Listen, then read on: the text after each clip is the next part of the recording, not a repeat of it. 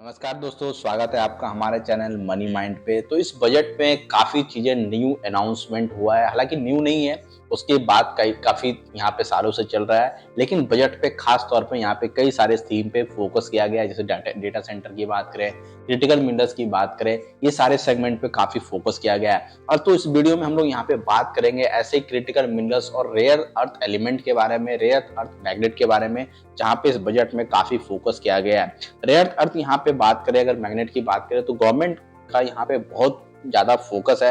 इसलिए इस वीडियो में हम लोग यहाँ पे बात करेंगे कौन कौन से स्टॉक्स हैं जो इस सेगमेंट को कैटर करते हैं, और वीडियो के लास्ट में हम लोग ये जानेंगे क्यों ये सेगमेंट काफी इंपॉर्टेंट है। तब आपको यहाँ पे इस सेगमेंट का, इस थीम का आपको इंपॉर्टेंस पता चलेगा और इससे अच्छे रिलेटेड स्टॉक्स आप वहाँ पे पिक कर सकेंगे और लॉन्ग टर्म इन्वेस्टमेंट करने का यहाँ पे सोचिए, क्योंकि आने वाले टाइम में काफी बड़ा पैसा यहाँ पे बनने जा रहा है। तो चलिए शुरुआत करते हैं वीडियो को। उससे पहले रिक्वेस्ट होगा कि प्लीज चैनल को सब्सक्राइब करके हमें सपोर्ट जरूर करें, काफी कम सब्सक्राइबर हमारे चैनल पे है, इसलिए आपसे रिक्वेस्ट होगा चैनल को सब्सक्राइब करें, वीडियो को लाइक करें, ताकि स्टॉक मार्केट से रिलेटेड जेन्युइन इन्फॉर्मेशन और फाइनेंस से रिलेटेड आपको जेन्युइन इन्फॉर्मेशन मिल सके, स्टॉक मार्केट से रिलेटेड लेटेस्ट अपडेट आपको मिल सके। तो चलिए शुरू करते हैं इस वीडियो को। और यहाँ पे बात करें तो बजट में ऐसा क्या अनाउंस हुआ। बजट की बात करें यहाँ पे तो रेयर अर्थ मैग्नेट की बात करें तो इस पे चाइना का काफी ज्यादा मोनोपोली है और चाइना बार बार यहाँ पे इसके सप्लाई को रिस्ट्रिक्ट करते रहता है, जिससे यहाँ पे ग्लोबली इसका काफी इम्पैक्ट यहाँ पे देखने को मिलता है। इसी को फोकस में रखते हुए गवर्नमेंट ने यहाँ पे इस बजट में अनाउंस किया है रेयर अर्थ एलिमेंट और रेयर अर्थ मैग्नेट को लेके एक यहाँ पे कॉरिडोर बनाने की बात यहाँ पे अनाउंस किया गया है बजट में, और इसमें काफी ज्यादा इस पे गवर्नमेंट का फोकस यहाँ पे देखने को मिल रहा है। जो भी यहाँ पे मिनरल्स रिच स्टेट्स हैं, जैसे यहाँ पे अगर बात करें हम लोग तो उड़ीसा हो गया, केरला हो गया, आंध्र प्रदेश, तमिलनाडु, इन सारे स्टेट को मिला के एक रेयर अर्थ मिनरल्स कॉरिडोर बनाने की बात यहाँ पे कही गई है। अगर यहाँ पे देखें तो ये समझ सकते हैं कि इस सेक्टर पे काफी ज्यादा फोकस है। गवर्नमेंट इसके लिए ऑलरेडी कई सारी चीजें यहाँ पे करती हुई देखने को मिल रही थी, पिछले कुछ 1-2 साल से देखें इस पे ज्यादा यहाँ पे फोकस देखने को मिल रहा है। लेकिन यहाँ पे फिर से एक बड़ा यहाँ पे इसके प्रोसेसिंग को लेके यहाँ पे हब बनाने की बात गवर्नमेंट कर रही है, ताकि इस सेगमेंट में काफी ज्यादा हम सेल्फ रिलायंट हो सके, हम किसी और कंट्री पे यहाँ पे डिपेंडेंट नहीं रह सके। अगर बात करें तो जिस तरह से डिफेंस का सेगमेंट है, जहाँ पे गवर्नमेंट चाहती है कि हम सेल्फ रिलायंट हो, कोई भी कंट्री चाहती है कि हम सेल्फ रिलायंट हो, उसी तरह ये सेगमेंट भी धीरे धीरे यहाँ पे बनता ऐसा जा रहा है, जो कि इंडिया की सिक्योरिटी के लिहाज से काफी ज्यादा इंपॉर्टेंट हो जाता है। तो चलिए हम लोग यहाँ पे बात करेंगे ऐसे इससे रिलेटेड 3 स्टॉक के बारे में, जहाँ पे बजट के बाद ज्यादा फोकस देखने को मिला है और काफी इंपॉर्टेंट सेगमेंट में। अगर फर्स्ट स्टॉक की बात करें तो जीएमडीसी इसमें काफी ज्यादा इंपॉर्टेंट स्टॉक है। इस सेगमेंट का काफी इंपॉर्टेंट स्टॉक है जीएमडीसी, और यहाँ पे देखें तो पिछले जब से ये सब चीजें अनाउंस हुआ है, इस स्टॉक में काफी ज्यादा यहाँ पे मोमेंटम हमें देखने को मिल रहा है। कंपनी की बात करें यहाँ पे तो कंपनी कोयल माइनिंग करती है। इसके अलावा यहाँ पे देखें तो क्रिटिकल मिनरल्स में भी काफी अच्छा यहाँ पे कंपनी का प्रेजेंस है, और कॉपर जैसे सेगमेंट में भी कंपनी यहाँ पे काफी अच्छा प्रेजेंस दिखा रही है। कंपनी की बात करें यहाँ पे तो कंपनी यहाँ पे डोमेस्टिकली वर्ल्ड की leading rare earth processing hub यहाँ पे डेवलप कर रही है, यानी कि वर्ल्ड की leading rare earth processing hub develop कर रही है। आप समझ सकते हैं कि कंपनी काफी बड़े स्केल पे यहाँ पे काम कर रही है। इसके अलावा यहाँ पे बात करें तो ये पूरा रेयर अर्थ एलिमेंट का पूरा जो इकोसिस्टम्स है, वैल्यू चेन है, उसे यहाँ पे इंटीग्रेट करके यहाँ पे डेवलप करने की कोशिश कर रही है। तो जब ये चीजें डेवलप होगी तो इस कंपनी को काफी बड़ा यहाँ पे बेनिफिट होगा।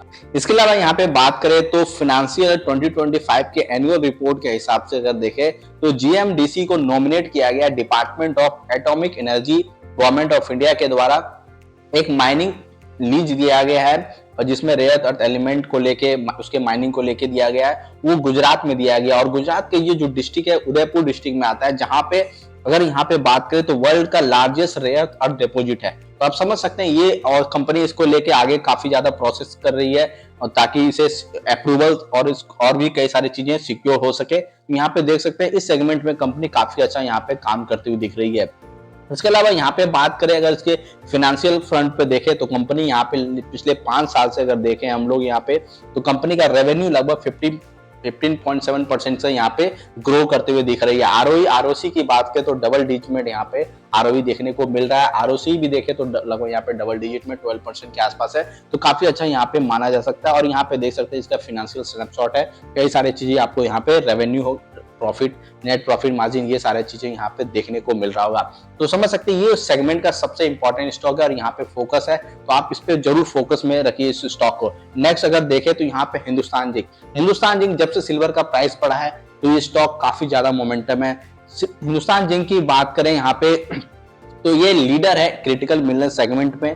और यहाँ पे बात करें तो अगर कंपनी की बात करें यहाँ पे तो इंडिया के वर्ल्ड की लार्जेस्ट इंटीग्रेटेड जिंक प्रोड्यूसर है, पहली बात तो। दूसरा यहाँ पे देखें तो वर्ल्ड की top 5 silver product producer globally आती है, यानी कि 5 कंपनी है ग्लोबली जो सिल्वर प्रोड्यूस करती है, उसमें टॉप 5 में हिंदुस्तान जिंक का नाम आता है। इसके अलावा बात करें तो इंडिया की only listed integrated precious metal company है। जो प्रीसियस मेटल्स होते हैं उसे मैन्युफैक्चरिंग और माइनिंग करने वाली जो इंडिया में लिस्टेड कंपनी है वो हिंदुस्तान जिंक है। तो समझ सकते हैं इस वजह से स्टॉक में काफी मोमेंटम आया है। अगर उसके बाद हम यहाँ पे बात करें तो हिंदुस्तान जिंक की बात करें तो धीरे धीरे ये क्रिटिकल मिनरल सेगमेंट में भी अपना यहाँ पे प्रेजेंस धीरे धीरे यहाँ पे सिक्योर करते जा रही है। और यहाँ पे हाल फिलहाल में यहाँ पे देखें तो ये आंध्र प्रदेश में से टंगस्टन ब्लॉक मिला है। इसके अलावा यहाँ पे 2 और एडिशनल क्रिटिकल ब्लॉक्स मिला है जो कि मई 2025 में इसे अलॉट किया गया था। इसके अलावा यहाँ पे देख सकते हैं राजस्थान में भी यहाँ पे पोटास का ब्लॉक यहाँ पे मिला है।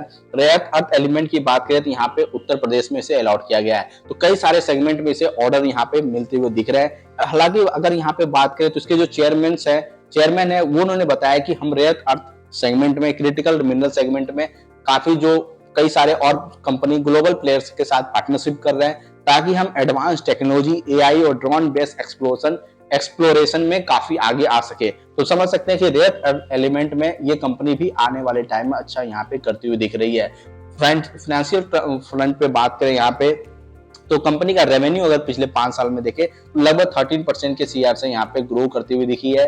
प्रॉफिट ग्रोथ की बात करें यहाँ पे तो लगभग 9% के सीआर से ग्रो करती हुई दिख रही है। हालांकि सबसे अच्छी बात है कि ये स्टॉक काफी अच्छा यहाँ पे मोमेंटम में देखने को मिल रहा है और अभी यहाँ पे अच्छा प्रॉफिट बुकिंग भी हो रहा है। मुझे लगता है अगर थोड़ी बहुत और भी गिरावट आती है तो और भी अच्छा है, लेकिन अब अच्छे टाइम पे अगर अच्छे प्राइस पे स्टॉक मिले तो यहाँ पे अपने पोर्टफोलियो में जरूर से शामिल करना चाहिए। तो यहाँ पे हम देख सकते हैं काफी सारा चीज यहाँ पे फाइनेंशियल स्नैपशॉट यहाँ पे हम लोग देख सकते हैं जहाँ पे रेवेन्यू है, प्रॉफिट है, नेट प्रॉफिट मार्जिन है, काफी 30% के आसपास का नेट प्रॉफिट मार्जिन है। आरओई यहाँ पे देखे तो काफी जबरदस्त 52% का आरओई है। आरओसी देखे तो 62% का आरओसी है। तो काफी अच्छा यहाँ पे फाइनेंशियल फ्रंट पे भी कंपनी अच्छा यहाँ पे करती हुई दिख रही है। नेक्स्ट यहाँ पे देखे तो नेक्स्ट स्टॉक है यहाँ पे सोना बीएलडब्ल्यू। ऐसे तो ये ऑटो एंसिलरी कंपनी है, यानी ऑटो पार्ट्स वगैरह मैन्युफैक्चर करती है, लेकिन अब ये कंपनी बता रही है कि हम धीरे धीरे यहाँ पे जो मैग्नेट है डोमेस्टिकली इसे मैग्नेट भी कंपनी यहाँ पे बनाएगी। क्योंकि यहाँ पे देखे तो कंपनी ने पिछले फाइनेंशियल ईयर में बात करें तो लगभग 120 मैट्रिक टन मैग्नेट चाइना से इंपोर्ट की, और जिस तरह से चाइना बार बार यहाँ पे रिस्ट्रिक्शन लगाता है तो उससे काफी ज्यादा यहाँ पे कंपनी को इम्पैक्ट होता हुआ दिख रहा है। और यहाँ पे सोना बीएलडब्ल्यू की बात करें तो इनका ज्यादातर रेवेन्यू है वो फॉरेन कंट्री से आता है, जैसे यूएस हो गया, यूरोपियन यूनियन हो गया, और जिस तरह से हमारे कंट्री का उन कंट्री के साथ यहाँ पे ट्रेड डील हुआ है वो फिर से यहाँ पे फोकस में आते हुए दिखी कंपनी। जब से ट्रेड डील हुआ है स्टॉक में यहाँ पे जबरदस्त यहाँ पे मोमेंटम देखने को मिल रहा है। पिछले 6-7-8 मंथ से देखे तो स्टॉक में बड़ी गिरावट देखने को मिल रहा था, लेकिन अब यहाँ स्टॉक फिर से फोकस में आता हुआ दिखा है।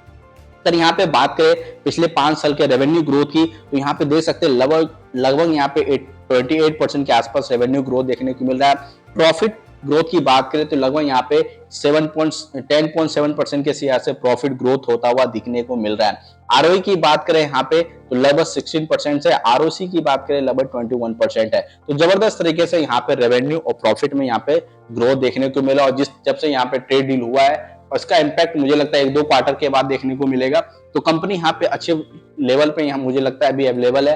काफी अच्छा करेक्शन भी हुआ अभी, हालांकि यहाँ पे 2-4-5 दिन में, पिछले 2-4-5 दिन में देखे तो काफी मोमेंटम भी स्टॉक में देखने को मिला है, और फिर से यहाँ पे ये स्टॉक मोमेंटम आया है। तो इस स्टॉक पे भी फोकस हमें रखना चाहिए। Revenue profit, net profit margin देखे तो काफी अच्छा यहाँ पे ग्रो करता हुआ दिख रहा है। इसके अलावा हम बात करते हैं कि क्यों ये सेगमेंट काफी इंपॉर्टेंट है। इंडिया यहाँ पे इलेक्ट्रॉनिक मैन्युफैक्चरिंग हम बनना चाहता है। इस बजट में भी काफी चीजें अनाउंस हुए मैन्युफैक्चरिंग सेगमेंट को लेके, इलेक्ट्रॉनिक मैन्युफैक्चरिंग को लेके, और उसके लिए रेयर अर्थ एलिमेंट काफी इंपॉर्टेंट है। इंडिया यहाँ पे सेमीकंडक्टर मिशन अपना 2.0 लॉन्च किया है। सेमीकंडक्टर के लिए ये सेगमेंट काफी इंपॉर्टेंट है। इंडिया डिफेंस में सेल्फ रिलायंट होना चाहता है, डिफेंस एक्सपोर्ट को बढ़ावा देना चाहता है, डिफेंस सेगमेंट में रेयर अर्थ एलिमेंट जो है वो काफी इंपॉर्टेंट है।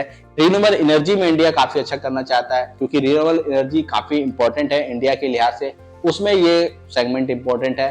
डेटा सेंटर, एआई, ये सारे इंफ्रास्ट्रक्चर में भी ये सेगमेंट काफी इंपॉर्टेंट है। इंडिया अगर बात करें तो इलेक्ट्रिक व्हीकल सेगमेंट में काफी धीरे धीरे आगे बढ़ रहा है, उसमें भी ये सारे सेगमेंट इंपॉर्टेंट है। तो देख सकते हैं जितने भी मॉडर्न रिक्वायरमेंट है किसी कंट्री के लिए, डेवलपमेंट के लिए आज के डेट में, वो सारे सेगमेंट में ये सारी चीजें यहाँ पे रिक्वायर्ड है। इसलिए काफी फोकस यहाँ पे गवर्नमेंट का है। गवर्नमेंट चाहती है यहाँ पे सेल्फ रिलायंट हो जाए, ताकि किसी कंट्री पे डिपेंडेंट ना रहे, क्योंकि चाइना जैसे कंट्री पे किसी चीज के लिए डिपेंडेंट होना वो अच्छी बात नहीं होती, क्योंकि चाइना बार बार यहाँ पे मैनिपुलेशन करते रहता है, कुछ ना कुछ रिस्ट्रिक्शन लगाते रहता है, इसलिए उसका इम्पैक्ट यहाँ पे इंडिया की इकोनॉमी में देखने को मिलता है। इसलिए यहाँ पे गवर्नमेंट पूरी फोकस कर रही है, और इस आने वाले टाइम में सारे स्टॉक में हम लोग यहाँ पे तेजी देखने को मिलेगा। इन्फॉर्मेशन अच्छा लगा तो वीडियो को जरूर लाइक कर ले, और आप बता सकते हैं कि इस सेगमेंट्स में कौन सा आपका फेवरेट स्टॉक है जो आपके पोर्टफोलियो में, कमेंट बॉक्स में जरूर बताएं। और आपसे जाते जाते रिक्वेस्ट होगा, चैनल को प्लीज सब्सक्राइब करके हमें सपोर्ट करके जाए। वीडियो को पूरा देखने के लिए